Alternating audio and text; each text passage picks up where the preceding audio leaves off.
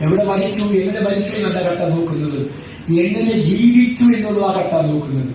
എങ്ങനെ ജീവിച്ചു മരിച്ചു, അതാണ് കർത്താവ് നോക്കുന്നത്. നമുക്ക് വേറൊന്നും വേണ്ട, യേശുവിന്റെ വരയിൽ പോകണം. അതാണ് ക്രിസ്തുവിന്റെ കാന്ത എന്ന് പറയുന്ന. അതാണ് വിശുദ്ധന്മാരെ പറയുന്ന വാക്കുകൾ കേട്ട് അനുസരിച്ച് ജീവിക്കുന്ന ഒരു ജീവിതം മനോഹരമാണ്. അവർ പറയുന്ന വാക്കുകൾ അതുപോലെ അനുസരിച്ചാൽ അത് അനുഗ്രഹം തന്നെയാണ് ദൈവമക്കളെ.